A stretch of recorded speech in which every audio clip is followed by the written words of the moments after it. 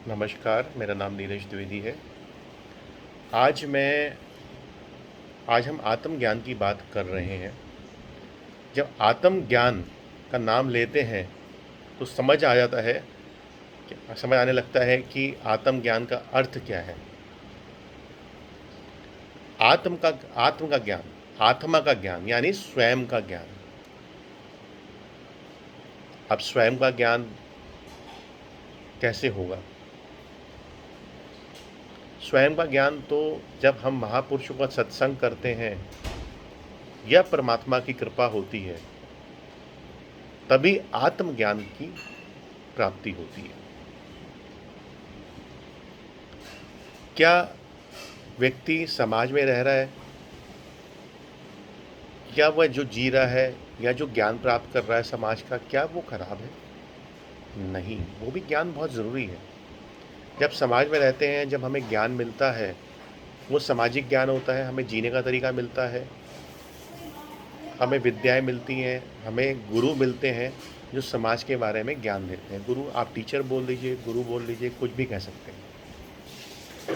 एक समय के बाद मन में आता है कि कुछ और जानना है, कुछ और समझना है। सबको नहीं होता। जिनके पर परमात्मा की कृपा होती है तभी प्राप्ति होती है। जिस आत्मा का को बोध होता है,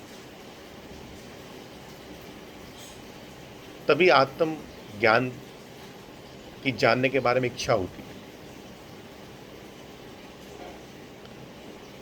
यहाँ पर हम 3 मार्गों की बात कर सकते हैं। पहला है कर्म मार्ग, दूसरा है ज्ञान मार्ग, तीसरा है भक्ति मार्ग। ये तीनों मार्ग ही इस आत्म ज्ञान से जुड़े हुए हैं, इनसे अलग नहीं है। जब आप कर्म करने लगते हैं, कर्म करते करते निस्वार्थ हो जाते हैं, उसके पाने की इच्छा नहीं होती, तो हमें एकाकार करता है। ज्ञान मार्ग कैसे मिलता है? जब हमें सत्पुरुषों का साथ मिलता है, अच्छे लोगों का साथ मिलता है, सानिध्य मिलता है। जब उनका सानिध्य मिलने लगता है, धीरे धीरे धीरे धीरे हमारा ज्ञान बढ़ने लगता है।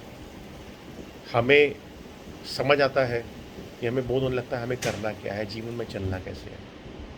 उसके बाद आता है भक्ति मार्ग। भक्ति मार्ग भी जब आसान होता है जब हम दोनों का अनुसरण करते हैं, कर्म मार्ग और ज्ञान मार्ग का।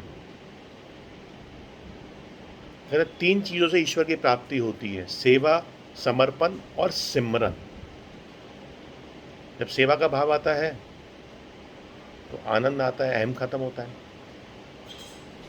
जब सिमरन करते हैं तो मन के विकार मिटते हैं।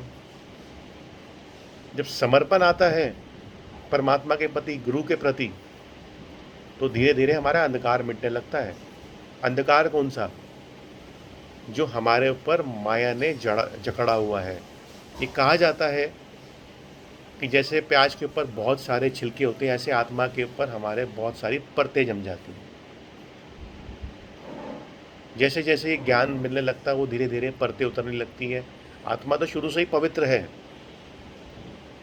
मन हमारा बाहरमुखी होता है। बाहरमुखी मीन संसार में लिप्त रहता है।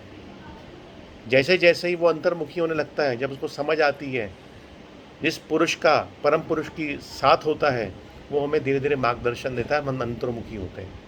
तो एक ना एक दिन समय ऐसा आता है कि अब रुक गया, अब करना क्या है, अब जीवन का अर्थ क्या है, जीवन में चाहिए क्या।